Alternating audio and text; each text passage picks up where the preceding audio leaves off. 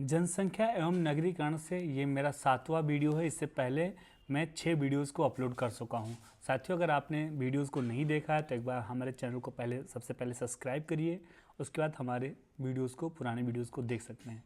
साथियों, आज फिर मैं 20 क्वेश्चनों का सीरीज लेकर आया हूँ। मैं चाहूँगा कि एक बार आप एक पेन लेकर बैठें, एक सादा पेपर लेकर बैठें और 20 प्रश्नों के हमसे पहले उत्तर देने का प्रयास करें। लास्ट में कमेंट बताना कि आपके 20 में से कितने सवाल सही हुए हैं। तो आइए समय न गंवाते हुए मैं शुरू करता हूँ। पहला सवाल है मेरा, वर्ष 2011 की जनगणना के अनुसार निम्नलिखित में से भारतीय राज्यों का कौन सा समूह जनसंख्या घनत्व का सही अवरोही क्रम दर्शाता है। साथियों, अवरोही का मतलब होता है डिसेंडिंग आर्डर, मतलब घटता हुआ क्रम। साथियों, आप सभी को जनसंख्या घनत्व का सही अवरोही क्रम बताना है। ठीक है, घटता हुआ अवरोही क्रम बताना है। सबसे पहले हरियाणा आता है, उसके बाद तमिलनाडु आता है, फिर पंजाब आता है, फिर हरियाणा और फिर महाराष्ट्र आता है। Option D is a right answer. ठीक है, हमारा सेकंड क्वेश्चन है कि भारत के संघ राज्य क्षेत्रों में सर्वाधिक नगरीकृत कौन सा प्रदेश है, मतलब यूटी। आप सभी को सर्वाधिक नगरीकृत, जैसे हमने नॉर्मल राज्यों में बताया था कि राज्य की अगर बात होगी तो वहाँ पर गोवा आएगा। ठीक है, गोवा। लेकिन अगर यूटी की बात होती है साथियों, तो यहाँ पर क्या सही होगा? अगर यूटी की बात होगी साथियों तो दिल्ली की बात होगी। दिल्ली में सर्वाधिक, option B is a right answer. Okay, हमारा तीसरा सवाल है कि भारत के निम्नलिखित राज्यों में से किस एक का जनसंख्या घनत्व सबसे कम है। साथियों, वह कौन सा ऐसा प्रदेश है जिसका सबसे कम जनसंख्या घनत्व है? अगर सबसे ज़्यादा जनसंख्या घनत्व की बात करेंगे तो उसका बिहार है। बिहार का कितना है? 1106 वर्ग किलोमीटर है। अगर सबसे कम की बात करेंगे तो वहाँ पर ये अरुणाचल प्रदेश आ जाएगा, अरुणाचल, क्योंकि वहाँ जनसंख्या घनत्व बहुत कम है, इसलिए Arunachal. Option C is a right answer. Okay, हमारा चौथा सवाल है, निम्नलिखित में से कौन से जनगणना 2011 के आंकड़ों के अनुसार भारत के 10 लाख से ऊपर जनसंख्या वाले नगरों में से हैं? 10 लाख से ज़्यादा ऊपर वाले जनसंख्या वाले नगरों के नाम बताने हैं। आपके सामने 4 नाम हैं, लुधियाना, कोची, सूरत या नागपुर। इसका सही उत्तर बताना है। साथियों, लुधियाना भी 10 लाख से ऊपर का शहर है, कोची में भी 10 लाख से ज़्यादा जनसंख्या है, सूरत में भी 10 लाख से ज़्यादा लोग रहते हैं और नागपुर में भी 10 लाख से ज़्यादा जनसंख्या है, यानी option D is a right answer. ठीक है, हमारा पांचवा सवाल है, निम्नलिखित राज्यों में से किस राज्य में इसकी कुल जनसंख्या में ग्रामीण जनसंख्या की प्रतिशत सर्वोच्च है? 2011 के जनगणना के आधार पर बताना है। साथियों, एक बार फिर से मैं रिपीट करता हूँ, आई रिपीट दिस क्वेश्चन, निम्नलिखित राज्यों में से किस एक राज्य में इसकी कुल जनसंख्या की ग्रामीण जनसंख्या की प्रतिशत सर्वोच्च है? साथियों, Himachal Pradesh, option A is a right answer. साथियों, इसी के साथ मैं बता देता हूँ, अगर आप सभी सारे प्रश्नों के जवाब देने हैं, आपको बोर नहीं होना है। मैं मानता हूँ जो मेरा आज का सेक्शन है, आज मेरा 7वां पार्ट है, तो जाहिर सी बात है पहले first part, second part, third part तक बहुत इजी सवाल थे, जिन सारे सवालों के जवाब आप सभी को पता थे। लेकिन क्या है, 4th, 5th, 6th इसमें क्या है, मॉडरेट हुआ है, लेकिन 7 और 8 इसके बाद एक और पार्ट लाऊंगा, 8वां पार्ट। ये 7 और 8 पार्ट में थोड़ा सा टफ क्वेश्चन होंगे, लेकिन आपको इग्नोर नहीं करना है, आपको पढ़ना है, क्योंकि आपको अपने लिए पढ़ना है, आपको नौकरी चाहिए। साथियों, क्योंकि आज के डेट में 100 में से जो 99 क्वेश्चन सही करता है, नौकरी उसे मिलती है। तो इस वजह से 99 क्वेश्चन वही सही करेगा जो आसान के साथ साथ टफ क्वेश्चन को भी पढ़ेगा और हल करेगा। साथियों, इतना भी टफ नहीं है। अगर आप एक सादा पेपर और पेन लेकर बैठेंगे, जो क्वेश्चन आपको नहीं समझ में आते हैं राइट डाउन करेंगे, चीज़ें आपको आपके लिए आसान हो जाएंगी। क्योंकि एक बार आप पढ़ोगे नहीं समझ में आएगा, 2 बार पढ़ोगे नहीं समझ में आएगा, लेकिन जब बार बार पढ़ोगे तो वो चीज़ें आपको समझ में आ जाएंगी।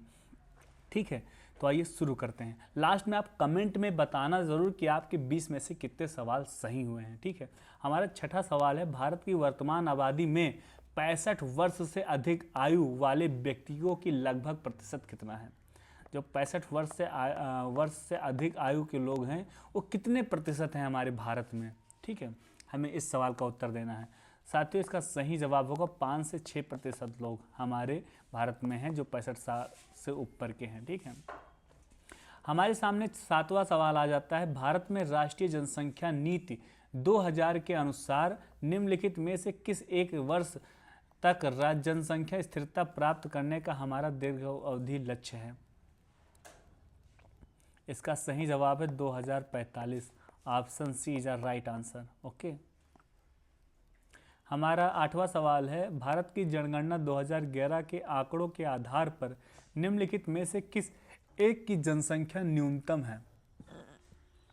I repeat this question, Bharat की जनगणना 2011 के आंकड़ों के आधार पर निम्नलिखित में से किस एक की जनसंख्या न्यूनतम है? आप प्रदेश का नाम बताना है जहां पर सबसे कम लोग निवास करते हैं। ओके, इसका बहुत सिंपल सवाल है और इस सवाल का जवाब आप सभी को पता होगा। सिक्किम राज्य में सबसे कम जनसंख्या के लोग निवास करते हैं। हमारा 9वां सवाल है, नगरीकरण के कारण के संबंध में निम्नलिखित पर विचार करें। आपके सामने 3 पॉइंट हैं, आप सभी को बताना है कि कौन से पॉइंट सही हैं। पहला पॉइंट है, ग्रामीण से शहरी क्षेत्रों को उच्च दर से पलायन सही है। पहला पॉइंट हमारा सही है। दूसरा पॉइंट है, नगरों में शैक्षिक संस्थाओं की बढ़ती संख्या, ये भी सही है, दूसरा भी पॉइंट सही है। ग्रामीण क्षेत्रों में रहन सहन का उच्च स्तर उपयुक्त में से कौन से सही है? तो ग्रामीण क्षेत्रों में रहन सहन के उच्च स्तर नहीं है, वहाँ पे निम्न स्तर है, यानी कि तीसरा पॉइंट जो है गलत हो गया। पहला पॉइंट दूसरा पॉइंट सही है। पहला पॉइंट दूसरा पॉइंट कहाँ है? पहला पॉइंट दूसरा पॉइंट ऑप्शन ए में है, यानी option A is our right answer. Okay, हमारे सामने 10वां सवाल है, भारत में 2001 से 2011 में साक्षरता में वृद्धि दर, 2001 से 2011 के बीच में साक्षरता में कितनी वृद्धि हुई है, आपको ये बताना है। ठीक है, करीब में अगर हम बात करेंगे वृद्धि कितनी हुई है तो 8.2% वृद्धि हुई है। 8.2% वृद्धि हुई है। Option A is our right answer. Okay, हमारे सामने 11वां क्वेश्चन है, जनगणना 2011 के अनुसार उत्तर प्रदेश में 10 लाख नगरों की संख्या, 10 लाख नगरों की संख्या, साथ ही ये सवाल हमको समझ में नहीं आ रहा है। 10 लाख आबादियों वाली नगरों की संख्या होगी तो 5, 7, 11, तो इसका हिसाब से 7वां ऑप्शन बी सही होगा। लेकिन एक सवाल हमको गलत लग रहा है, इसी वजह से ये सवाल को हम काट देते हैं। ठीक है, आइए हम अगले सवाल पे चलते हैं। 12वां क्वेश्चन क्या है, निम्नलिखित में से कौन सा युग्म सुमेलित नहीं है दशक जनसंख्या की दशकीय वृद्धि दर से? आपको सही इसमें से कौन सा सुमेलित नहीं है, मतलब कौन सा असत्य है, यानी कौन सा गलत है, ये हमको बताना है। देखो 1971 से 81 ये सही है, और 81 से 91 ये भी सही है, 91 से 1 ये भी सही है, 1 से 11 ये गलत हो गया। Option D is a wrong answer. Okay, हमारा 13वां सवाल है कि विश्व बैंक की रिपोर्ट के अनुसार भारत में 50% से अधिक निधन इन 4 राज्यों में निवास करते हैं। विश्व बैंक की रिपोर्ट के अनुसार भारत में 50% से अधिक निर्धन इन 4 राज्यों में निवास करते हैं, मतलब गरीबी रेखा वाले लोग कौन से 4 राज्यों में निवास करते हैं, हमें ये बताना है। ओके, तो बिहार, उत्तर प्रदेश, मध्य प्रदेश, उड़ीसा, ये पहला ही आंसर सही है। Option A is our right answer. Okay, हमारा 14वां सवाल है, भारत में जनसंख्या के अनुसार तीसरा एवं क्षेत्रफल में 12वां राज्य कौन सा है? जनसंख्या के अनुसार तीसरा और क्षेत्रफल के अनुसार 12वां राज्य कौन सा है? साथियों, अभी हमने पढ़ा था, इससे पहले वाले हमने पार्ट में बताया है आप सभी को कि जनसंख्या के अनुसार सबसे नंबर 1 पे कौन है? जनसंख्या सबसे ज़्यादा कहाँ पर है? उत्तर प्रदेश में है। सबसे ज़्यादा जनसंख्या उत्तर प्रदेश में है। दूसरे नंबर पे कहाँ है? दूसरे नंबर पे महाराष्ट्र है। दूसरे नंबर पे महाराष्ट्र है। और तीसरे नंबर कहाँ है? तीसरा नंबर जो है बिहार है। तीसरा नंबर बिहार है। चौथा नंबर कहाँ है? पश्चिम बंगाल है। पश्चिम बंगाल है। इन्होंने कहा है कि तीसरा नंबर, तो तीसरा नंबर हमारा बिहार हो जाता है। अगर आपको क्षेत्रफल के हिसाब से 12वां राज्य अगर नहीं पता है लेकिन जनसंख्या के अनुसार तीसरा राज्य पता है तो Bihar is our right answer. Okay, option D is our right answer. हमारा 15वां सवाल हो जाएगा कि भारत में मिलियन प्लस आबादी वाले कितने शहर जनगणना 2011 के अनुसार हैं। साथियों बहुत सिंपल सवाल है, मैंने इस सवाल का जवाब इससे पहले भी समझा के दिया था पूरे विस्तार से। साथियों 2001 में जनगणना हुई थी तब करीब में 35 मिलियन प्लस आबादी वाले शहर जो थे 35 थे, लेकिन जब 2011 की जनगणना हुई तो ये 35 के जगह पे 53 हो गए थे। मतलब 35 का अगर हम पलटेंगे तो 53 हो जाएगा। तो 53 is our right answer, option D is our right answer. Okay, हमारा 16वां सवाल है कि भारत में अधिकतम एवं न्यूनतम जनसंख्या घनत्व वाले प्रदेश क्रमशः कौन से हैं। मतलब सबसे पहले आपको अधिकतम बताना है, उसके बाद में लास्ट में आपको न्यूनतम बताना है। तो 2 प्रदेश बताना है। अधिकतम जनसंख्या घनत्व वाला, जनसंख्या घनत्व अधिकतम कहाँ है, बिहार में है। बिहार में कितनी जनसंख्या है, 1106 वर्ग किलोमीटर इसका घनत्व है। और कम कहाँ है, अरुणाचल प्रदेश में, अरुणाचल, क्योंकि वहाँ जनसंख्या कम है। यानी Bihar, Arunachal, option B is our right answer. Okay, हमारा 17वां सवाल है कि भारत की जनगणना के अनुसार 50,000 से 99,999 तक की जनसंख्या वाले शहरी क्षेत्र को क्या कहते हैं। साथियों I repeat this question, Bharat की जनगणना के अनुसार 50,000 से लेकर 99,999 तक की जनसंख्या वाले शहरी क्षेत्रों को क्या कहते हैं। Very important question. ओके साथियों, इसका जवाब देना है। इसको सेकंड श्रेणी में रखेंगे और option D is our right answer. Okay, हमारा 18वां सवाल है कि भारत में सबसे योजनाबद्ध बसा शहर कौन सा है। योजनाबद्ध मतलब योजना के आधार पे कौन सा शहर बसाया गया था। आपके सामने उत्तर है, मैं चाहूँगा आप देने का प्रयास करेंगे। ऑप्शन ए इजा कोयम्बटूर, ऑप्शन बी इजा नई दिल्ली, ऑप्शन सी इजा Chandigarh, option D is a Salem.